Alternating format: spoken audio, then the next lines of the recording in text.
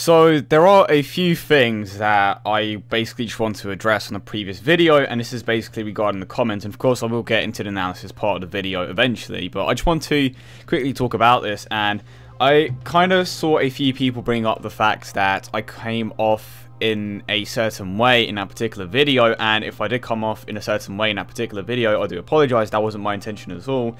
I'm still the same person that I was 1 year ago when I first started doing these types of videos, of course. And from since then, things have changed, and of course I am going to be talking about that as well. But if I offended anyone or anything, if I came off a certain way, I do apologize. That wasn't my intention at all. So to those of you that did point that out, or just that comment in particular, I do apologize, because I'm just reading that, I'm like, wait, was there a part in the video where I could have potentially come off in a certain way? And again, I apologize, but I'm trying to do my very best to make the best possible content for you guys, and that's always something that's in my mind. I'm always trying to think of ways to just improve my content and how I can entertain you guys, and just trying to think up of things that are different. And when it comes to the analysis videos in particular, one thing that I loved about them is the fact that they were unique, and of course a lot more people do them now, which is fine. But back when I used to do them quite frequently, I just had a much larger variety of units to take a look at, and now I kind of have to wait for for newer units to come out to take a look at them. And the thing that kind of puts me off them is the fact that they are so similar. So you have to take a look at some of the analysis videos that I used to make, and every single unit for the most part had something about them, and it was basically fun to really just have a look at the unit and how they perform on certain teams, and how the link set could potentially affect their ranking in the analysis part of the video, or the ending part of the video rather, when you're ranking all the units. For example, before you had Super Vegito, Super Saiyan 3 Gotenks, you had Broly, Omega Shenron, who's the last one? We had Buhan as well, who are all different units, and it was fun to just break them down and just see how well they perform in their particular teams.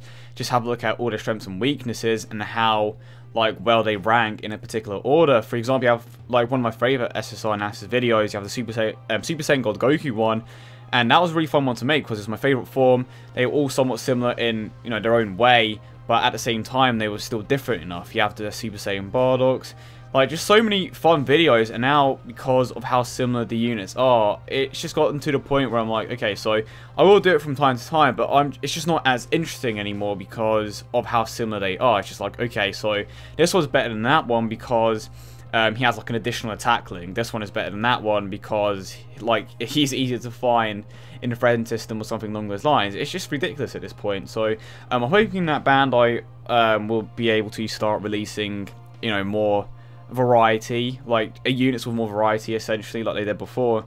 But I don't know if we are too far at that point, but I'm hoping that they do go back to when they were releasing unique units every single week. And you take a look at the demigods as well. Super Saiyan Blue Kaioken, Flat Out Attack Beast, Defensive Beast as well. Incredible Linkser, Golden Frieza, he's a tank and can hit hard at the same time. Perfect Cell has a Kaioken type mechanic, stuff like that. And of course you have Goku Black with a debuffing. There are just so many things that's come into play in the analysis videos that I really enjoyed before, and now it's just kind of gone for me. And it's a shame to say that because I really enjoy making these types of videos. So now what I think I'm going to do from now on is I'm just going to go back through some of my older SSR analysis videos and just see how they rank now, basically. And of course some of the older units that I took a look at before have received a rebirth since then, so it's going to be fun having a look at those particular units and how they have evolved. And I'm really looking forward to that, and I hope you guys are looking forward to that as well. But like I said at the start of the video, I again really do apologize if I offended anyone, if I came off in a certain way in those particular videos. I again really do apologize, because I appreciate everything that you guys do for me. The reason why I'm even doing this at all is because of you guys. And every single day I just think to myself, wow, I am legit an extremely lucky person. I could be doing something completely different that I'm probably not going to enjoy doing, and thanks to you guys I am doing something that I love, and I just want to keep that going. And the thing that's always on my mind is, how can I improve my content? How can I just basically just spread what I do to other people? And I just try to just think of ideas basically that I think will entertain you guys. And that is why I kind of started to do a bit more gameplay related stuff instead of just the analysis videos. I tried to balance the two as much as possible, but then the gameplay stuff kind of took over a bit, and hopefully I'm gonna try to find a balance. But the biggest thing for me is how they like there just isn't a larger variety of units to take a look at before that I haven't already looked at already. But again, I am going to apologise if I came off a certain way. I really didn't mean to come off in a particular way in my previous analysis video. So if you're the one that commented, I apologise to you in particular, and of course to everyone that liked that comment.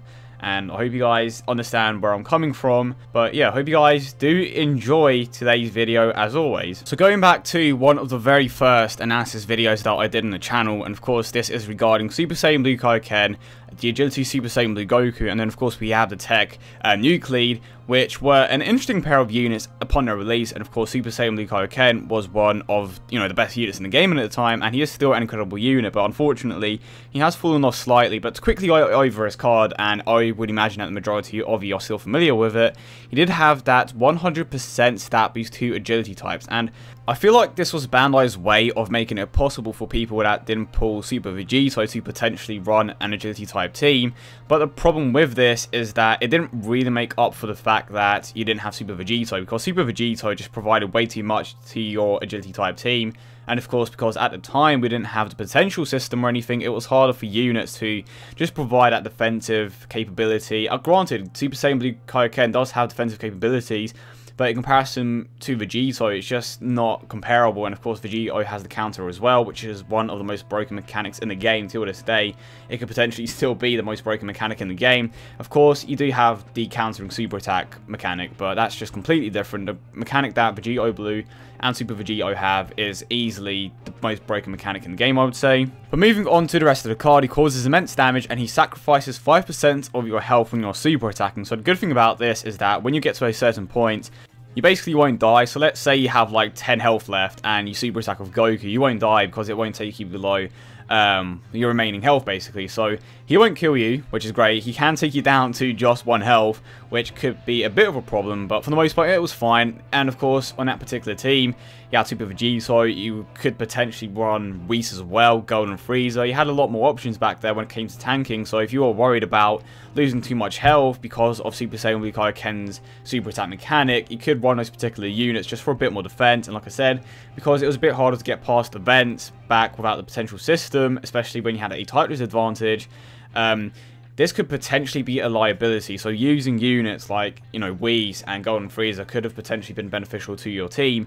But when it came down to just being a lead overall, missing that Super Vegito was definitely a bit of a problem. Maybe if you wanted to use the Super Saiyan Blue Kaioken lead and you had your own Super Vegito in your team, that could work. But the lack of the free key could potentially cause a problem if you don't share, well, if you don't have too many units that share multiple links basically.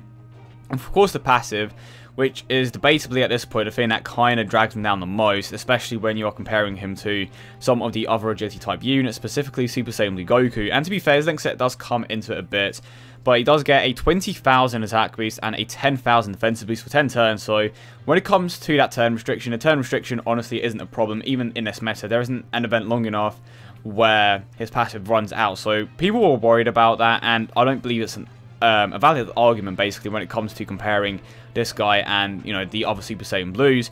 But the thing that easily lets him down the most is the fact that he does get a flat out attack boost instead of a percentage boost like the other two units. Granted, the TEQ one does get a significant boost in comparison to some of the others, but you can definitely tell that units with percentage boosts benefit way more from the potential system, and this just comes down to the way that the potential system is made. And of course, it's not to say that he is bad, he is still going to be getting significant increases from the potential system.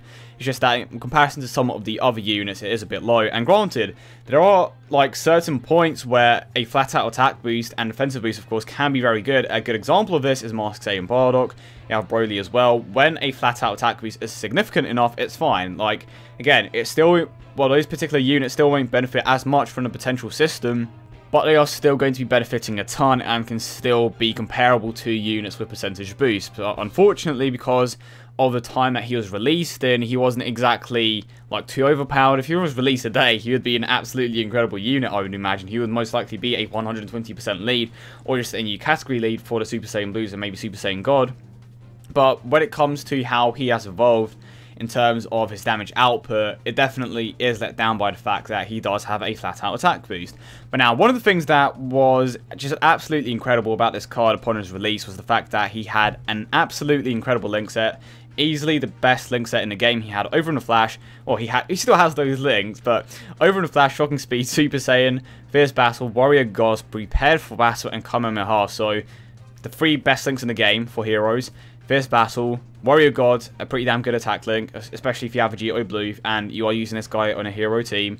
Prepared for Battle, Kamehameha. So, like, when it comes to linking, this guy is easily going to super attack every single turn. And of course, if you want to bridge gaps between certain units on your teams, he is the man for you, especially your agility team, of course.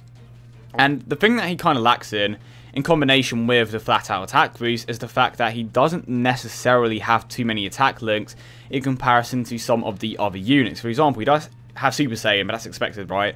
Kamehameha and Warrior God. So in comparison to Super Saiyan Blue Goku, this is a bit of a downgrade, I should say. But one thing that does make up for this is the fact that he does have the best 12 key multiplier in the game of 150%. So even though he does have a flat-out attack boost, he doesn't have too many attack links that stand out. He is still going to be hitting extremely hard, and it comes down to the fact that he has a very high attack stat, the fact that he does get a significant increase from his own passive, and the fact that he also has a 12 key multiplier of 150%. So overall, he is still an incredible unit, don't get me wrong, and if you have a leader like LR Margin Vegeta, it may be extremely beneficial to run him over a unit like Super Saiyan Blue Goku, just because he does provide a bit more link-wise. But when it comes to damage in comparison to some of the other units, he is at a bit of a disadvantage. But moving on to the Agility Super Saiyan Blue Goku, and his leader skill is very interesting. At the time of his release, his leader skill honestly probably would have been pretty damn good, and of course once he Dokkens, his leader skill does significantly improve. The only letdown is the fact that he doesn't give a defensive boost, and of course the fact that he doesn't give ki.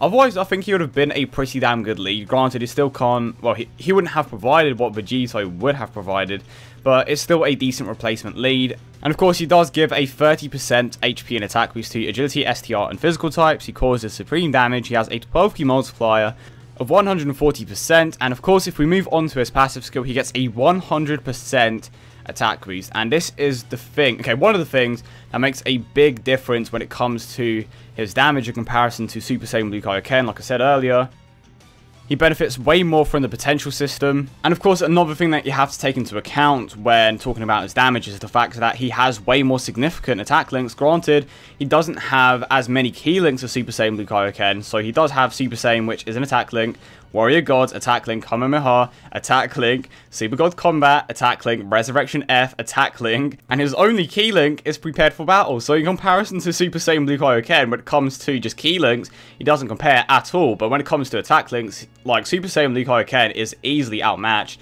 And of course, Super Saiyan Blue Goku has Fierce Battle as well, which Super Saiyan Blue Kaioken Goku does in fact have. But because of how they changed the links on the Japanese version of the game, Super Saiyan Blue Goku is now going to be hitting much harder than Super Saiyan Blue Kaioken. For example, I believe it's Warrior God and Resurrection F that got changed to a percentage increase instead of just a flat-out attack boost, which means that when he is linked up with Super Saiyan Blue Vegeta, he is going to be hitting even harder. And that was basically the main man that everyone was waiting for when Super Saiyan Blue Goku did in fact awaken, and one of the reasons why is because Super Saiyan Blue Vegeta is going to be his best partner for him because of how many links they share, particularly the attack links. And of course that Fierce Battle link did make a massive difference upon his awakening. So the fact that he has multiple attack links definitely does put him above Super Saiyan Blue Kaioken Goku in terms of damage. And again, the potential system makes a massive difference when it comes to his damage potential as well. But again, the majority of the time, it comes down to what you personally have in your box and what you want to run. For example, you may have LR Margin Vegeta and you want to run Super Saiyan Blue Kaioken instead, because he does have that Over in a Flash link. And of course, if you aren't aware, LR Margin Vegeta's main key link is that Over in a Flash link. And I feel like one of the reasons why they made LR Margin Vegeta's 12 key super attack the stronger attack is because of that, very fact that he doesn't have the greatest key links for his particular team. So if you want to improve that in a way by using a unit like Super Saiyan Blue Kaioken, you can do that. Granted, he may not hit as hard as Super Saiyan Blue Goku, but for the most part, it just comes down to what you personally have in your box and what you want to run. Of course, both units are absolutely incredible in their own right. Super Saiyan Blue Kaioken has a superior link set, without a doubt, and of course, you also have Super Saiyan Blue Goku, who has just a superior damage output. But for the most part, it comes down to what you want to run. But of course, moving on to the tech type, and if nuking was still relevant upon his release, he would have been well, not his release, but his awakening. He would have been an absolutely incredible unit, one of the best units in the game, just because of what he provided with his leader skill. And to be fair, nuking could still be somewhat relevant if they like decrease the length of stages. Basically, if there were 3 stages in a single event, you could easily just nuke all of that, but because they've added like 4 or 5 now, it's a bit hard to do so. But of course, his leader skill gives a 33% attack boost to tech types per tech orb obtained. Of course, that was the main strategy upon his release, as well as Golden Frieza and Super Saiyan Blue Vegeta. He causes supreme damage. He has a 12k multiplier of 140%. He changes rainbow orbs into tech orbs, and he gets a 30% attack boost. So when it came to just hitting hard, of course he isn't going to be comparable to the others because he only gets a 30% attack boost. But when it comes to benefiting from the potential system, he is going to be benefiting more than units like Super Saiyan Blue Goku because he has a percentage type passive. And like the Agility Super Saiyan Blue Goku, he also has several very good attack links. So if you want to pair up the TEQ Super Saiyan Blue Goku and the TEQ Super Saiyan Blue Vegeta, you can, because I do believe that they share all of those links, which will definitely increase their damage output massively. But when it comes to just raw damage, he doesn't really provide too much. If you maybe want an orb changer for your team, he is somewhat decent, but I find that it's a lot harder to use a orb changer that changes rainbow orbs into tech orbs, just because rainbow orbs are much rarer. I would have preferred if you maybe changed tech orbs into rainbow orbs, but of course that kind of defeats the purpose of his card. But overall, he is still a solid unit. Granted, he isn't exactly optimal anymore, but if you have him on your particular team, he's still going to be doing something. Again, he isn't going to be hitting the hardest, but he will at least be, changing orbs, which is very useful for tech in particular, just because tech is like, it's just always been a strange team because it's kind of over in a flash / prepared for battle orientated. And depending on what team you decide to use, it could definitely be useful to run an orb changer, because let's just say you want to run LR Goku Black and the Super Saiyan 3 Gotenks and Super Saiyan 3 Goku and even Super Saiyan 4 Gogeta and Majamasu.